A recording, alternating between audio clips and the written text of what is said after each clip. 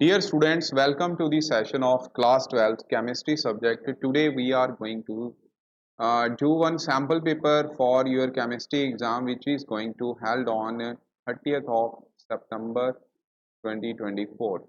So dear students, these are the MCQs. The first question will be in the form of MCQs, and the first question which is flashing on your screen, this is isotonic solution. Isotonic solution वो solution होते हैं जिनका osmotic pressure बच्चों same होता है। ठीक है, तो आंसर डी ऑप्शन रहेगा यहाँ पे।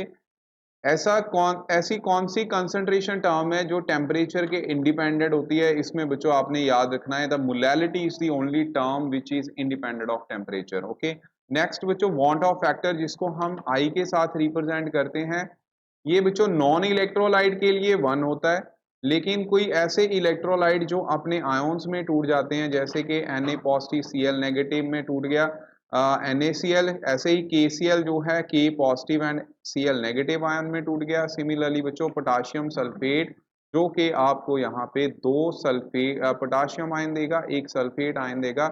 इट मीन्स 3 आयोन्स में टूट चुका है ये, तो इसका मतलब ऑप्शन आएगी बी। उसके बाद नेक्स्ट क्वेश्चन जो है ये बच्चों कुछ इस तरीके से है कि इसमें ऑस्मोटिक प्रेशर आप लोगों को गिवन है, आपने कंसंट्रेशन फाइंड आउट करनी है। तो इसको फाइंड करने के लिए बच्चों आपको ये फार्मूला याद रखना है। इस फार्मूले का ऑस्मोटिक प्रेशर का फार्मूला होता है pi is equal to C R T. Okay, तो कंसंट्रेशन अगर फाइंड करनी है तो pi upon R into T यहाँ पे वैल्यू रहेगी।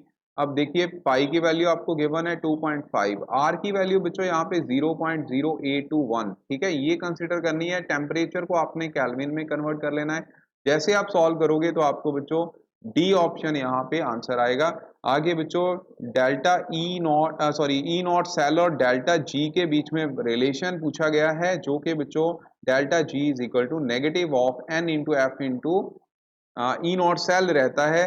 डेल्टा जी का मतलब होता है गिव्स फ्री एनर्जी, और एफ की वैल्यू यहाँ पे 96500 होती है।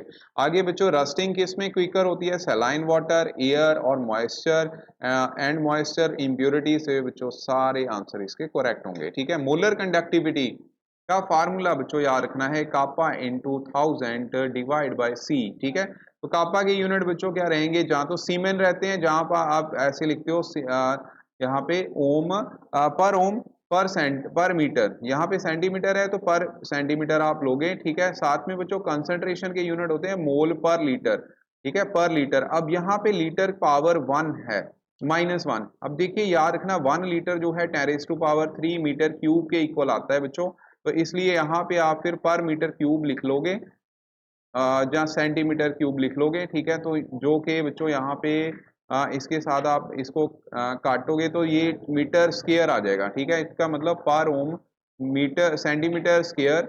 ओके, सेंटीमीटर है तो सेंटीमीटर स्क्वायर आ जाएगा, साथ में आएगा पर मोल। इसका मतलब ऑप्शन नंबर सी इसका राइट आंसर है। ठीक है, आगे है बच्चों कैटलिस्ट क्या काम करता है? कैटलिस्ट का काम करना होता है एक्टिवेशन एनर्जी को लो डाउन करना। किसी को एक्टिवेशन एनर्जी का नहीं मतलब पता, तो यहाँ पे बच्चों अगर आप एनर्जी प्रोफाइल की रिलेशन देते हैं या ग्राफ बनाते हैं, तो उसमें क्या होता है कि एक रिएक्टेंट कभी भी डायरेक्टली प्रोडक्ट में चेंज नहीं करता है, वहाँ पे पहले एक्टिवेटेड कॉम्प्लेक्स बनता है।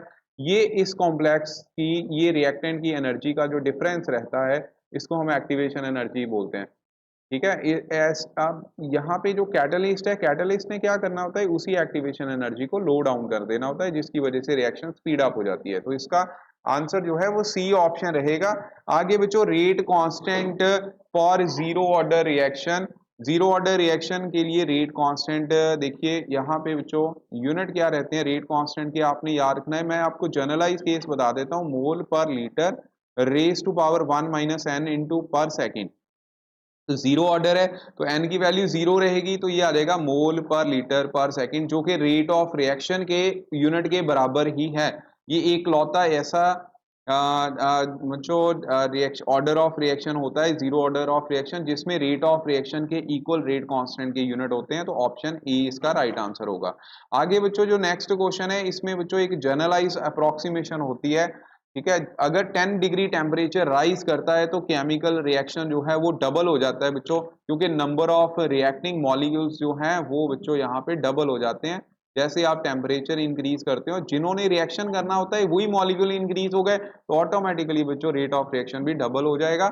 आगे बच्चों ट्रू फॉल्स है इसमें, डाई इथाइल इथाइलिन डाईअमीन, ठीक है, इथिलीन डाईअमीन जो कि जिसका फार्मूला CH2 साथ में आएगा NH2 ठीक है। तो इसमें क्या है, दो दो डोनर एटम है, दोनों डोनर एटम होने की वजह से ये बाइडेंटेड लिगेंड हो गया, तो ये आंसर ट्रू है। आगे बच्चों सीओ का तो बच्चों वैसे ही याद रखना, ये सभी से ज्यादा स्ट्रॉन्ग रिएजेंट है, यानी कि सबसे ज्यादा स्ट्रॉन्ग लिगेंड इसी को ही मानते हैं हम। तो यहाँ पे आपने याद रखना है कि CO is the strongest, okay, weaker नहीं है, ये स्ट्रॉन्गेस्ट है, इसका मतलब ये फॉल्स हो गया। आगे बच्चों अकॉर्डिंग टू वर्नर थ्योरी जो प्राइमरी वैलेंसी होती है ये नेगेटिव आयन बच्चों बैलेंस करते हैं, ट्रू आंसर है। Coordination number of and oxidation number of the metal are same, no they are not same. Okay next, all ligands must contain at least one donor atom, एक donor atom तो बच्चों होना बनता ही है, तो यहाँ पे ट्रू आंसर आएगा। ओके नेक्स्ट बच्चों कुछ इस तरीके से आप लोगों को न्यूमेरिकल सेक्शन बी में आएंगे, तो इसमें मैं फटाफट इसका फार्मूला ही आपको बता देता हूँ कैसे निकालना है, तो बाकी आप लोग इसको कर लेना।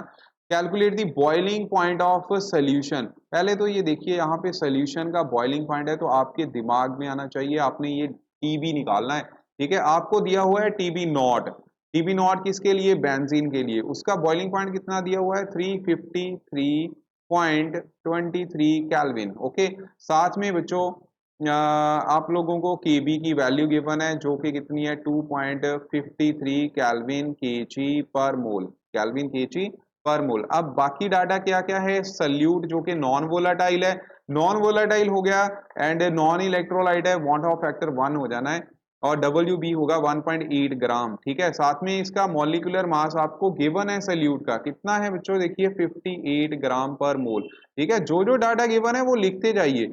WA यहाँ पे गया है सॉल्वेंट का वेट, तो यही बच्चों यहाँ पे चीजें चाहिए आप लोगों ने। पहले तो डेल्टा TB निकालना है, ठीक है, डेल्टा TB निकालोगे, एलिवेशन इन बॉइलिंग पॉइंट जिसका फार्मूला बच्चों रहता है क्या फार्मूला होता है, एक सेकेंड, यहाँ पे TB माइनस TB नॉट, ये फार्मूला रहेगा, आपने ये TB निकालना है, तो TB would be equal to delta TB plus TB naught, ठीक है। तो डेल्टा TB की जो भी वैल्यू आएगी वो आप लोगों ने इस फार्मूले से KB इंटू WB इंटू 1000, साथ में बॉन्ड ऑफ फैक्टर को भूल नहीं जाना है, वो वैसे तो यहाँ पे 1 नहीं है लेकिन वैसे इसको भूलना नहीं है, तो WA। अब सारी वैल्यू पुट करो, यहां से आपको फिर डेल्टा TB की वैल्यू निकलेगी, डेल्टा TB की वैल्यू इसमें पुट कर देना बच्चों, TB की वैल्यू आपको मिल जाएगी, बाकी वैल्यू आपके सामने लिखी हुई है। आगे बच्चों नेक्स्ट कुछ इसी तरीके का एक और क्वेश्चन है, ये क्वेश्चन ऐसा है कि इसमें आपको नॉन वोलेटाइल सल्यूट दिया हुआ है 1.8 ग्राम, डाटा तो साथ में लिखते जाइए, जैसे आपको न्यूमेरिकल गिवन है उसका डाटा साथ में लिखते जाइए।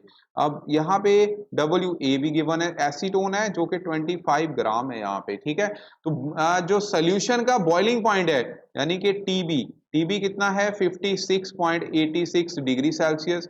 अब देखिए बच्चों TB नॉट जो एसीटोन प्योर एसीटोन है उसका बॉइलिंग पॉइंट कितना है 356.38 डिग्री सेल्सियस, ठीक है, under same osmotic pressure. Okay molar mass यहाँ पे आप लोगों को बच्चों निकालना है, ठीक है। मोलर मास यहाँ पे मोलर मास यानी कि MB की वैल्यू आप लोगों ने फाइंड आउट करनी है, और KB की वैल्यू बच्चों गिवन है 1.72 केल्विन केजी पर मोल। ओके तो बच्चों यहाँ पे पहले तो ये डेल्टा TB निकालिए, देखो no need to convert it into kelvins, okay मतलब कैल्विन में कन्वर्ट करने की जरूरत नहीं है क्योंकि आपने डिफरेंस निकालना है, तो डिफरेंस बच्चों उतना ही आएगा। तो यहाँ पे जो वैल्यू आएगी जैसे आप इसको माइनस करोगे 56.86 माइनस 56.38, तो 38 यहाँ पे लिख लो, तो यहाँ पे आ गया बच्चों 8, 7 में से 3 माइनस करे तो यहाँ पे बच्चों 48 कैल्विन में अब लिख लेना है। तो delta TB again formula want of factor कितना आ गया 1 इनटू साथ में क्या आ गया WB, साथ में क्या आ गया 1000 डिवाइड बाय नीचे क्या आ गया MB, और साथ में क्या आ गया WA आ गया। एंड बच्चों एक तो चीज भूल ही गए वो है KB, ठीक है। तो KB की वैल्यू भी आपने साथ में लिख देनी है, KB की वैल्यू आपको गिवन है, कितनी गिवन है वो बच्चों आप देख लो 1.72, ये सारी की सारी वैल्यू यहाँ पे बच्चों करो पुट, ठीक है। पुट करने के बाद आपने क्या निकालना है मॉलिक्यूलर मास, ये आप लोगों ने यहाँ से निकाल देना है M, ठीक है MB।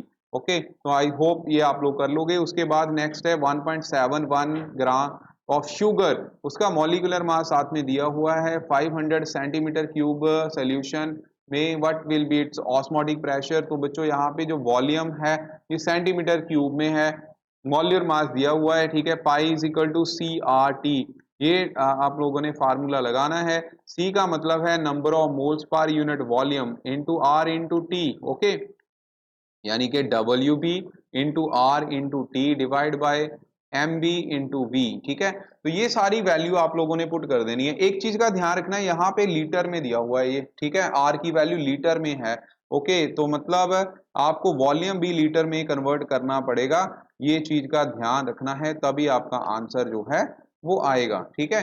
तो बच्चों इसको अगर आप लोगों ने कन्वर्ट करना है केल्विन में, टेम्परेचर केल्विन में मतलब टी का, तो 300 एज इट इज लिख लेना है। वॉल्यूम, वॉल्यूम है 500 सेंटीमीटर क्यूब, 500 सेंटीमीटर क्यूब, ठीक है। तो बच्चों एक चीज याद रखनी, जो 1 लीटर है, ये आप लोग कन्वर्जन यूनिट याद रख लो, 1 लीटर होता है 10⁻³ सेंटीमीटर क्यूब के, यानी कि 1000 सेंटीमीटर क्यूब के। तो आप आई होप आप लोग फिर 1000 से इसको डिवाइड करके वॉल्यूम तो निकाल ही लोगे, ठीक है। तो मतलब 1 centimetre cube is equal to 10⁻³ litre. यहाँ पे आप इसको लिख लो 500 इंटू 10⁻³ तो ये जब आप फाइंड करोगे तो 0.5 लीटर में आ जाएगा। चाहे इसको ml में कन्वर्ट कर लो, वो आप लोगों को फिर पता चली जाना है, क्योंकि लीटर में निकालना है, ठीक है। तो लीटर में आप यहाँ पे लीटर क्योंकि दिया हुआ है इसलिए इसको ऐसे करके वैल्यूज पुट करो, और लास्ट में आप फिर ऑस्मोटिक प्रेशर पाई की वैल्यू निकालोगे। अब सारा डाटा आपको गिवन है। नेक्स्ट बच्चों कुछ इस तरीके का ही क्वेश्चन है कि ग्लूकोज का वेट दिया हुआ है, वाटर का वेट दिया हुआ है, ठीक है। फ्रीजिंग पॉइंट, यहाँ पे फ्रीजिंग पॉइंट वाला फार्मूला लगेगा, तो वो मैं नेक्स्ट पेज पे यहाँ पे कर देता हूँ। तो इसमें बच्चों क्या होगा, सेकंड वाला जो क्वेश्चन है उसमें डब्ल्यू बी जो कि कितना है 54 ग्राम है, ग्लूकोज है, तो ग्लूकोज का मॉलिक्यूलर मास बच्चों 180 ग्राम पर मोल होता है, ठीक है। और साथ में डब्ल्यू ए जो कि वाटर है, वाटर का 250 ग्राम जो मास यहाँ पे गिवन है, कितने टेम्परेचर पे जाके फ्रीज करेगा, ठीक है। तो इसका मतलब आपको पहले तो देखिए टी एफ नॉट की वैल्यू जो कि 0 डिग्री सेल्सियस होती है, यानी कि 273 केल्विन रहता है, ठीक है। तो आपने टी एफ निकालना है, उसके लिए आपको डेल्टा टी एफ निकालना पड़ेगा, क्योंकि फ्रीजिंग पॉइंट में फार्मूला बच्चों जो डिप्रेशन इन फ्रीजिंग पॉइंट है वो लो डाउन होता है, इसलिए यहाँ पे ये फार्मूला लगाना है, तब जाके आपकी टी एफ की वैल्यू जो कैसे निकलेगी, टी एफ नॉट में से डेल्टा टी एफ आपने माइनस करना है, ठीक है। तो पहले आप डेल्टा टी एफ निकालोगे, उसके लिए formula I into W B into 1000 divide by M B into W A, साथ में फिर टी एफ, ठीक है, वो आप वैल्यू पुट करो, डेल्टा टी एफ निकालो, ठीक है। बाकी बाकी वैल्यूज तो आपको गिवन ही है, ठीक है, कुछ ऐसा कुछ रह नहीं गया, यहाँ पे के एफ की वैल्यू भी गिवन है। नॉन इलेक्ट्रोलाइट शुगर जो है नॉन इलेक्ट्रोलाइट है, तो 1 ही रहेगी आई की वैल्यू, ठीक है, पुट करना और आंसर निकल जाएगा। नेक्स्ट बच्चों right 4 points of difference between ideal and non ideal solution, ये सभी को आता होगा बच्चों। नॉन आइडियल सोल्यूशन कौन सा होता है, जो बच्चों रॉल्स लॉ ऑबे नहीं करता है, and delta H after mixing जो है वो जीरो नहीं होता है, delta we after mixing zero नहीं होता है, ठीक है। रॉल्स लॉ ओबे नहीं करता है। और इसके ऑपोजिट जिसमें जीरो होगा डेल्टा एच, जिसमें delta we after mixing zero होगा, रॉल्स लॉ जो ओबे करेगा वो होता है आइडियल सोल्यूशन। अब नॉर्मल मॉलिक्यूलर मास कब आता है बच्चों, अब नॉर्मेलिटी तब आती है अगर तो सोल्यूशन डाइल्यूट नहीं होता है, सेकेंडली वो एसोसिएट कर जाता है, ठीक है, थर्डली वो डिसोशिएट कर जाता है, जैसे कि केसीएल के पॉजिटिव सीएल नेगेटिव, ठीक है। तो अब नॉर्मेलिटी क्यों आई, क्योंकि यहाँ पे number of moles of solute particle वही चेंज कर गए, तो कॉलिगेटिव प्रॉपर्टी तो बच्चों number of moles of solute particle पे डिपेंड करती है, अगर यही वेरी कर गए तो फिर कॉलिगेटिव प्रॉपर्टी चेंज कर जाएगी। इसका मतलब जो ऑब्जर्व्ड मॉलिक्यूलर मास होगा कॉलिगेटिव प्रॉपर्टी से वो बच्चों फिर प्रॉपर नहीं आएगा, यानी कि अबनॉर्मल आ जाएगा, उसको हम बोल देते हैं, क्या बोल देते हैं, अबनॉर्मल मॉलिक्यूलर मास, ठीक है, इसी वजह से होता है। आगे बच्चों ये क्वेश्चन है, ये कॉर्लॉश लॉ बेसिस है, बेसिस पे है, जिसमें आपको lambda M naught for sodium iodide जो है वो किसके इक्वल आएगा, lambda M naught N A positive, lambda M naught for I negative, ठीक है। इसकी वैल्यू आपको साथ में गिवन है 10.50 and similarly lambda M naught for acetate ion, ठीक है, एसीटेट सॉरी सोडियम एसीटेट, तो सोडियम एसीटेट में क्या है, acetate ion plus N A positive ion, इसकी वैल्यू गिवन है 7.10, लैम्डा एम नॉट सिमिलरली बच्चों सोडियम एसीटेट, ठीक है, तो सॉरी मैग्नीशियम एसीटेट इसकी दी हुई है। तो यहाँ पे एसीटेट आयन बच्चों दो बार लिखने हैं आपने, 2 टाइम्स आ जाएंगे, और मैग्नीशियम आयन की कंट्रीब्यूशन आप ऐसे लिखोगे, ठीक है। बाकी मैं I am not going to give all information about Kohlrausch law here, but आपको पता होगा कि इसके साथ आप किसी भी वीक इलेक्ट्रोलाइट की molar conductance at infinite dilution find out कर सकते हो, जिसमें कौन कौन से आएंगे इसमें मैग्नीशियम आयन और 2 आएंगे आयोडाइड आयन, ठीक है, आयोडाइड आयन। अब देखिए यहाँ पे मैग्नीशियम आयन 1 है, ठीक है, 2 एसीटेट आयन है। इसमें बच्चों थोड़ी सी ट्विस्ट यही रहेगा कि आपको इसको 2 से मल्टीप्लाई करना पड़ेगा और इसको भी 2 से मल्टीप्लाई करना पड़ेगा, ठीक है। और अब होगा क्या, अब जैसे ही आप इन दोनों को मल्टीप्लाई करोगे साथ में ये वैल्यूज भी मल्टीप्लाइंग होगी, ठीक है। जैसे आप 10.59 को बच्चों 2 के साथ मल्टीप्लाई करोगे तो आपकी वैल्यू जो है वो 21.18 आएगी। 7.10 को 2 के साथ मल्टीप्लाई करोगे तो ये 14.2 वैल्यू आएगी। इसको आपने एज इट इज रहने देना है, इसको आप इक्वेशन 1 मान लो, इसको 2 मान लो और इसको 3 मान लो। अब आपने करना क्या है, आपका कंसेप्ट क्या रहेगा, आपने बच्चों देखिए मैग्नीशियम सिंगल है ना, तो पहले ये थर्ड इक्वेशन को आपने ऐड कर देना है जिसमें आयोडाइड आयन है, ये फर्स्ट वाले में, थर्ड को फर्स्ट में ऐड करके माइनस सेकंड कर देना है, ठीक है। तो ये बच्चों ऑटोमेटिकली आयोडाइड सॉरी सोडियम जो है वो ऑटोमेटिकली इसके साथ कट जाएगा, ठीक है, क्योंकि 2 ये बन जाएंगे, ठीक है, और मैग्नीशियम आयन रह जाएंगे, एसीटेट आयन इसके साथ कट जाएंगे, बाकी क्या बचा, magnesium ion and iodide ion यहाँ पे नहीं है, ठीक है। तो इसी तरीके से आपने ये वाली वैल्यू और ये वाली वैल्यू दोनों को ऐड कर दो, ठीक है, और ये वाली वैल्यू इसमें से माइनस कर दो, ओके, तो आपको आंसर मिल जाएगा, ठीक है। आई होप आप लोगों को समझ आ गया होगा क्योंकि मैंने फास्ट ट्रैक में ये कैलकुलेट मतलब आपको समझाया है। तो डेल्टा जी नॉट की वैल्यू, डेल्टा जी नॉट की वैल्यू जो है minus N into F into E naught cell के इक्वल आएगा, ठीक है। अब ई नॉट सेल क्या होगा, E naught of cathode minus E naught of anode, ठीक है, ये याद रखना है। यहाँ पे आपको ये वैल्यू गिवन है 2.71 वोल्ट, ठीक है, एफ की वैल्यू कितनी आ गई 96500 केल्विन सॉरी कूलम पर मोल, ठीक है। तो अब डेल्टा जी की वैल्यू बच्चों टू यहाँ पे n की वैल्यू 2 ही रहेगी, एफ 96500, साथ में ये 2.71, इन सभी को मल्टीप्लाई जैसे करोगे आपका जो आंसर है वो जाउल पर मोल में आएगा।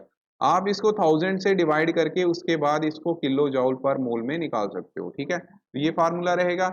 आगे बच्चों नेक्स्ट है फर्स्ट ऑर्डर रिएक्शन जो है 30% डिकम्पोजिशन के लिए 40 मिनट में हो रहा है, हाफ लाइफ पीरियड निकालिए। हाफ लाइफ पीरियड का फार्मूला फर्स्ट ऑर्डर के लिए 0.0693 डिवाइड बाय के रहता है।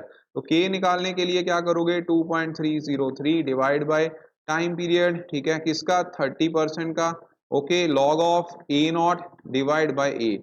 अब यहाँ पे ए नॉट कितना है, वो ए है, और ए कितना रहेगा, क्योंकि 30% रिएक्शन तो बच्चों कंप्लीट हो गया है, तो 30% यानी कि ए का ही 30% लेना है, तो ये 0 इसके साथ एक काट दो, ठीक है। तो यहाँ पे आ गया 10a minus 3a divide by 10 means 7a upon 10, okay. तो k की वैल्यू 2.303, ओके, साथ में ये 30% कितने 40 मिनट में हो रहा है, log of a upon 7a upon 10, a के साथ a काट दो, 2.303 डिवाइड बाई 40 लॉग ऑफ कितना आ गया 10/7। इसको बच्चों आप लोगों ने सॉल्व कर लेना है। यहां से के निकल गया, के निकलने के बाद यहाँ पुट कर दो, हाफ लाइफ पीरियड मिल जाएगा, ठीक है। उसके बाद सिमिलर ऐसा ही क्वेश्चन कुछ ऐसा इसमें है कि अगर rate constant first order reaction का गिवन है 75 per second, how much time it will take to reduce the concentration of reactant to 1/10, reduce के कम हो जाए रिएक्टेंट की स्टार्टिंग कंसेंट्रेशन मान लो आप E नॉट ए है और रिएक्टेंट की कंसंट्रेशन कम हो गई, A/10 रहेगी, 1/10 ऑफ इट्स इनिशियल वैल्यू, ठीक है। तो अब यहाँ पे बच्चों T is equal to 2.303 divide by K 75 log of A upon A/10, A के साथ ही कट गया, ठीक है। तो ये तो बच्चों log 10 है, log 10 बच्चों 1 ही होता है, ठीक है, log 10 इज ऑलवेज 1। तो इसको सॉल्व कर लो, ये आपका टाइम पीरियड का फार्मूला, टाइम पीरियड की वैल्यू आ जाएगी, ठीक है। आगे बच्चों नेक्स्ट क्वेश्चन है, zinc, cadmium, mercury they are not regarded as the transition element. इसका रीजन रहता है कि जिंक में 3D10 सिस्टम होता है, कैडमियम ने बच्चों जो 4D10 सिस्टम होता है, मरकरी में 5D10 सिस्टम होता है, सारे तो इलेक्ट्रॉन फील्ड है।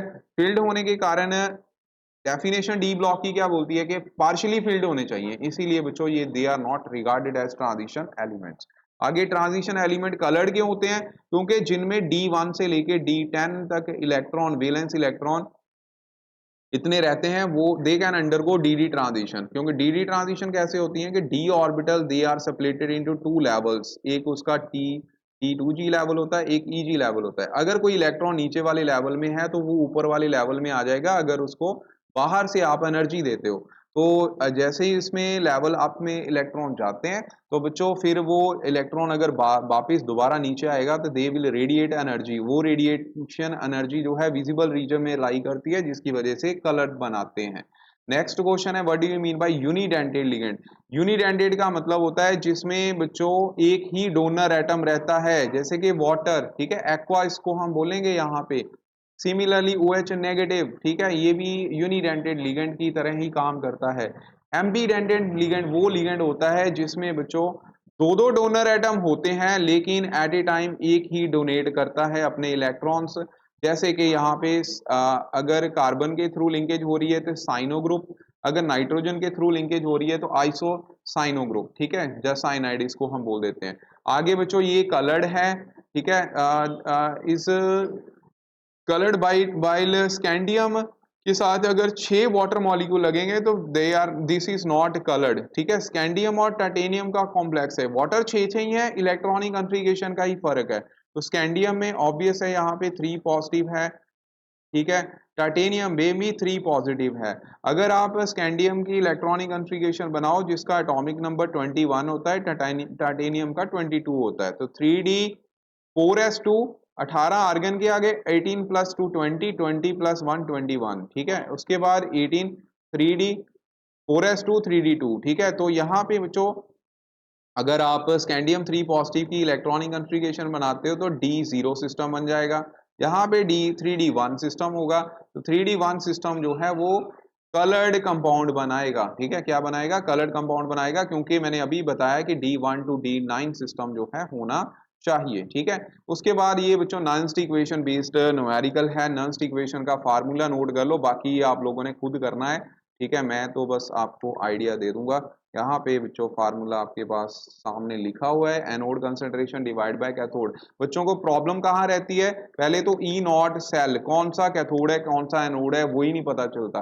तो बच्चों यहाँ पे आप लोगों ने बस इतनी याद रखनी है बात, और एन की वैल्यू कैसे निकालनी है ये बच्चों पता होना चाहिए, बाकी कोई दिक्कत वाली बात नहीं है। उसके लिए जो रिडक्शन पोटेंशियल दिए होते हैं, स्टैंडर्ड रिडक्शन पोटेंशियल, उसको आप एक नंबर लाइन पे लिख लो।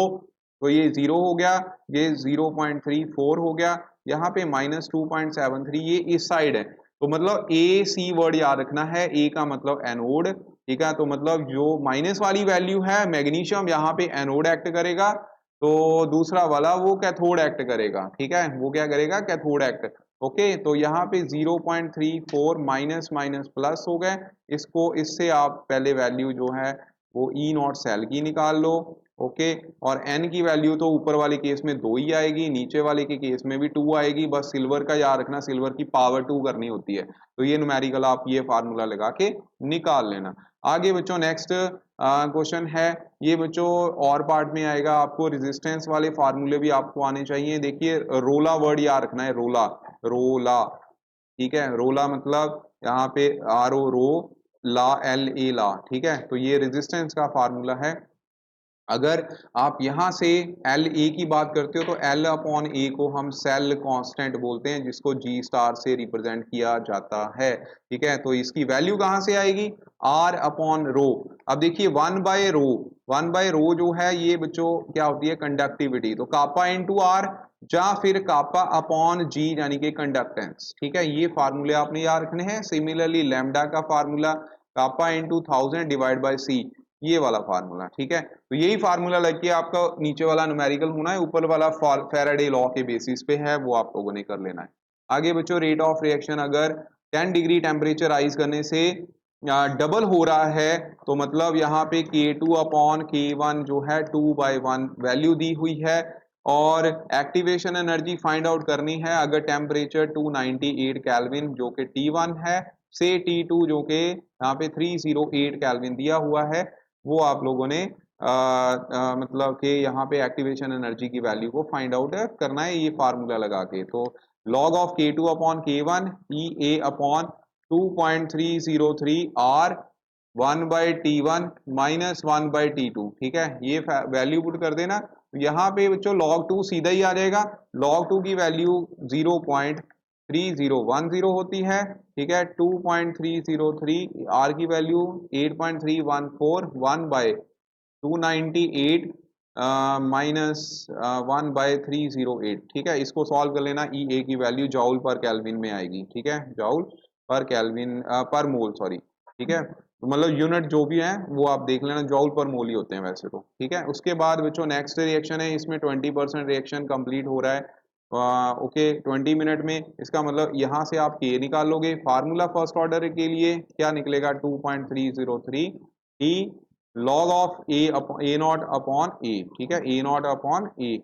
ओके, अब ए नॉट को आप ए मान लो और ए की वैल्यू कितनी होगी, क्योंकि 20% कंप्लीट हो गया है रिएक्शन।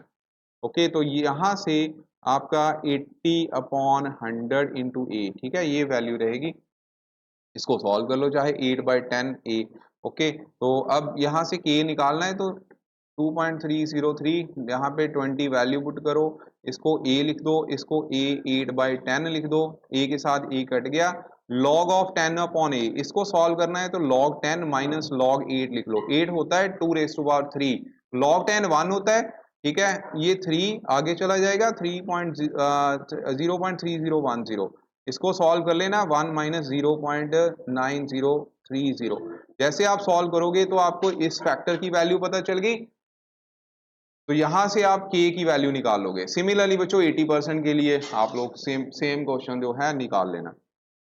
ठीक है, नेक्स्ट क्वेश्चन है लेंथेनाइड कॉन्ट्रैक्शन। लेंथेनाइड कॉन्ट्रैक्शन क्या होती है, साइज जो है रेगुलरली डिक्रीज करता है। रीजन क्या रहता है, 4f ऑर्बिटल की इन्वॉल्वमेंट हो जाती है। इसकी वजह से बच्चों लेंथेनाइड एलिमेंट जो ला से लालू याद रखना है, वहां से एलिमेंट जो है उनका एटॉमिक साइज सिमिलर हो जाता है, उनकी सेपरेशन डिफिकल्ट हो जाती है। ठीक है, उनका जो बेसिक बिहेवियर जो है अलोंग दी पीरियड जो है डिक्रीज करता है, क्योंकि साइज डिक्रीज कर रहा है। ठीक है, केमिस्ट्री जो है ऑलमोस्ट सभी की सिमिलर हो जाती है, क्योंकि सभी का साइज जो है सेम ही होएगा। आगे बच्चों यही क्वेश्चन यहाँ पे लेंथेनाइड कॉन्ट्रैक्शन के लिए के कारण साइज जो है इस साइड को डिक्रीज करेगा। अब एल के साथ ओ OH लगे हुए हैं। ठीक है, एल ए का साइज बड़ा है, एल यू का साइज छोटा है। ठीक है, तो बॉन्ड लेंथ छोटी होगी, उसको तोड़ना उतना ही डिफिकल्ट होगा, तो बेसिक करैक्टर यहाँ पे कम होगा और इस केस में बेसिक करैक्टर ज्यादा होता है। इनर ट्रांजिशन एलिमेंट वो होते हैं जिनमें बच्चों जो एलिमेंट्स हम पीरियोडिक टेबल में नीचे लिखते हैं। ठीक है, जिनमें एफ ऑर्बिटल की इन्वॉल्वमेंट हो जाती है, यानी कि एफ ब्लॉक एलिमेंट्स इसको बोल देते हैं। लास्ट इलेक्ट्रॉन एफ ऑर्बिटल में एंटर करता है। लास्ट बच्चों ये क्वेश्चन है इसमें और पार्ट का कि Fe2 पॉजिटिव Fe3 पॉजिटिव कौन सा ज्यादा पैरामैग्नेटिक होगा। तो जिंक का आयरन का एटॉमिक नंबर 26 होता है, आर्गन 18, 3d 4s2 3d कितना होगा बच्चों 6। ठीक है, Fe2 पॉजिटिव, 2 पॉजिटिव का मतलब है 3d 6 सिस्टम होगा। 3d Fe3 पॉजिटिव का मतलब 3d 5। तो 5 का मतलब सारे के सारे क्या हो गए, अनपेड। 1 2 3 4 5 सारे के सारे अनपेड इलेक्ट्रॉन्स हैं, इसी वजह से ये ज्यादा पैरामैग्नेटिक कैरेक्टर शो करेगा। इंटरस्टिशियल कंपाउंड वो होते हैं बच्चों जिसमें एलिमेंट्स जो हैं उसमें एक मान लो ये टाइटेनियम का कॉम्प्लेक्स है, उसमें छोटे एटम्स जो हैं वो जो खाली जगह होती है उस जगह पे जाके रिजाइड कर जाते हैं। कोई और एटम जैसे कि हाइड्रोजन हो गया या कोई और एलिमेंट हो गया, ठीक है, नाइट्रोजन, कार्बन, कुछ ऐसे छोटे एलिमेंट्स जो मेन कॉम्प्लेक्स में छोटी जो जगह बचती है उसमें जाके ऑक्यूपाई कर लेते हैं उस जगह को, ठीक है। ये कंपाउंड्स जो हैं सिर्फ ट्रांजिशन एलिमेंट इसीलिए बनाते हैं क्योंकि ऑलमोस्ट साइज ट्रांजिशन एलिमेंट का सभी का सेम होता है, क्रिस्टलाइन स्ट्रक्चर होने के कारण गैप रहता है, गैप में जाके कुछ छोटे एटम जाके रिजाइड कर जाते हैं। ये थे बच्चों मोस्ट इंपॉर्टेंट 21 क्वेश्चंस विद और पार्ट, सारे मैंने विद न्यूमेरिकल आपको करवा दिए हैं, इसको अच्छे से कर लो, इसी में से पेपर इसी तरह के क्वेश्चन आप लोगों को पेपर में आएंगे। Thank you very much.